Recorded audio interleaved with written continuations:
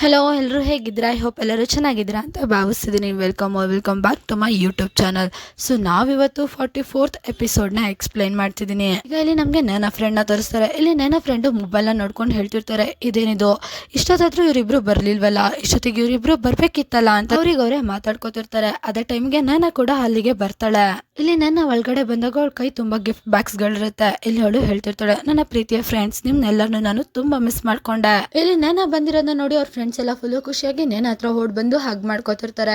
ಇಲ್ಲಿ ಕೆಲವರು ರ್ಯಾಗಿಂಗ್ ಕೂಡ ಮಾಡ್ತಿರ್ತಾರೆ. ಜೀನಿಯಸ್, ನೇನಾಗೆ ನಮಸ್ಕಾರಗಳು ಅಂತ. ಇಲ್ಲಿ ಅದಕ್ಕೆ ನೇನ ನಗ್ತಾ, ಎದಳು ನಾನು ನಿಮ್ಗೆ ಎಲ್ಲರಿಗೂ ಗಿಫ್ಟ್ ತಂದಿದ್ದೀನಿ, ಎಲ್ಲರಿಗೂ ಒಂದೊಂದು ಗಿಫ್ಟ್ ಇದೆ, ಬನ್ನಿ ಎಲ್ಲರೂ ಅಂತ ನೇನ ಕರ್ಕೊಂಡು ಹೋಗ್ತಿರ್ತಾಳೆ. ಈಗ ಇಲ್ಲಿ ನಮ್ಗೆ ತೋರಿಸ್ತಾರೆ, ನನಗಂತೂ ಫುಲ್ಲು ಕೇರ್ ಮಾಡ್ತಿರ್ತಾರೆ. ಕೇಕ್ ತಗೋ, ಈ ಜ್ಯೂಸ್ ಕೊಡಿ, ಇದನ್ನ ತಿನ್ನು, ಇದ್ ನೋಡು ನಾನೇ ನಿಂಗೋಸ್ಕರ ಮಾಡಿರೋದು. ಎಲ್ಲರೂ ನನಗೆ ಚೆನ್ನಾಗಿ ತಿನ್ನಿಸ್ತಿರ್ತಾರೆ.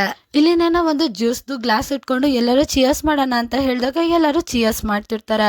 ಇಲ್ಲಿ ನನ್ನಂತೂ ಫುಲ್ಲು ಖುಷಿಯಾಗಿರ್ತಾಳೆ. ಇಲ್ಲಿ ನಾನು ಎಲ್ಲರಿಗೂ ಕೇಕ್ ಹಚ್ಕೊಂಡು ಮತ್ತೆ ನಗ್ತಾ ಆಟ ಆಡ್ಕೊಂಡು ಎಂಜಾಯ್ ಮಾಡ್ತಾ ರೇಗಿಸ್ತಾ ಈ ತರ ಎಲ್ಲ ಮಜಾ ಮಾಡ್ತಿರ್ತಾಳೆ. ಸೀನ್ ಶಿಫ್ಟ್ ಆಗಿ ರಾತ್ರಿ ಆಗಿರೋದನ್ನ ತೋರಿಸ್ತಾರೆ. ಇಲ್ಲಿ ನೇನ ಅವ್ರ ಆಂಟಿ ಅವಳು ಕೂದಲನ್ನ ವಾಶ್ ಮಾಡ್ತಿರ್ತಾರೆ. ಇಲ್ಲಿ ಅವರು ಹೇಳ್ತಿರ್ತಾರೆ, ಇಲ್ಲಿ ನೋಡು ನೀನು ಎಷ್ಟು ಕೇರ್ಲೆಸ್ ಆಗ್ಬಿಟ್ಟಿದ್ಯಾ, ನಿನ್ ಕೂದ್ಲಿಗೆಲ್ಲ ಕ್ರೀಮ್ ಆಗಿದೆ. ನಿಮ್ಮನ್ನ ಕೇಳಿ ನೇನ ಕೂಡ ಹೇಳ್ತಿರ್ತಾಳೆ, ನಮ್ಮ ಆಂಟಿ ತುಂಬಾ ಒಳ್ಳೆಯವರು, ಅದನ್ನೆಲ್ಲ ಕ್ಲೀನ್ ಮಾಡ್ಬಿಡ್ತಾರೆ. ಅದಕ್ಕೆ ಆಂಟಿ ಕೂಡ ನಗ್ತಾ, ಹಾ ನಾನ್ ಕ್ಲೀನ್ ಮಾಡ್ತೀನಿ, ನನ್ಗೆ ನಿನ್ ಮೇಲೆ ಪೂರ್ತಿ ನಂಬಿಕೆ ಇತ್ತು. ನಮ್ ನೇನ ಎಲ್ಲರಿಗಿಂತ ಸ್ಟ್ರಾಂಗು, ಎಲ್ಲರಿಗಿಂತ ಇಂಟೆಲಿಜೆಂಟು, ನೇನಂತೂ ಪಕ್ಕ ಸಕ್ಸಸ್ಫುಲ್ ಆಗೇ ಆಗ್ತಾಳೆ ಅಂತ ನಿನ್ ಮೇಲೆ ನಂಗೆ ತುಂಬಾ ಹೋಪ್ ಇತ್ತು.